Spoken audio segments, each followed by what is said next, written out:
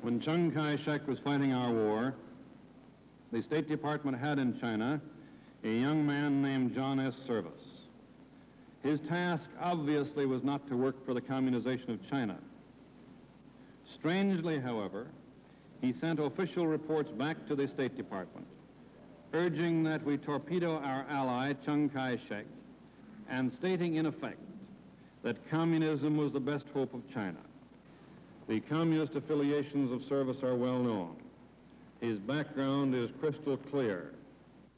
They developed really an almost hysterical atmosphere in which those of us who had lost China, as the phrase was, were then pilloried by congressmen and in the press by publicists. We were in the position, of course, of those who brought bad news, and as a result were executed for having brought the bad news. We would have been part of that conspiracy that sold China down the river to the communists, and therefore you were out. I was finally discharged at the order of the Loyalty Review Board on, not for disloyalty, but for doubts of loyalty. And other people were separated from the government during that period, for various reasons, for not being completely forthright in their testimony, or for showing insufficient judgment or bad judgment, judgments which incidentally has been proved right by history now, but which at that time was unpopular. I was charged, among other things, with having been a principal proponent in the Department of State of the separability of the Soviet Union and the Chinese communists.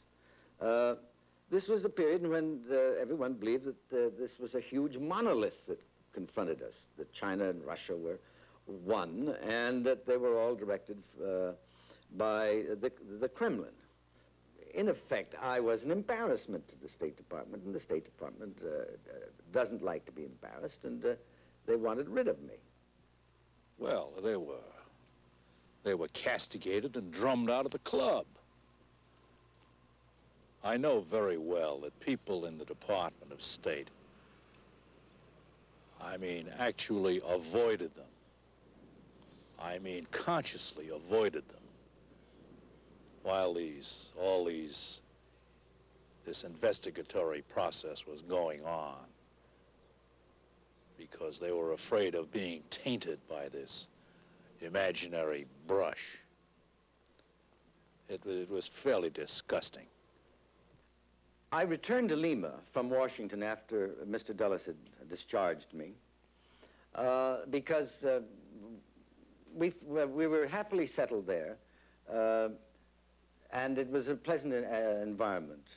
The Peruvians had been marvelous to us. They understood this kind of a situation in which we were involved because from their point of view, we were political refugees. They were most hospitable and understanding. So some of my friends put up some money, and I put up what little I had. We formed together a furniture company, and we manufactured furniture in Lima. That I found baffling. I am not a businessman and had never had any experience in that respect. And I also launched out on designing furniture, which for me was a new experience. But I found rewards in that. I found it very agreeable. I won 2 awards from the American Institute of Interior Designers on a chair and a table. This was an international competition. I won 2, and the Danes won 2 that year. So I felt really quite set up about that. That was one of my greatest triumphs.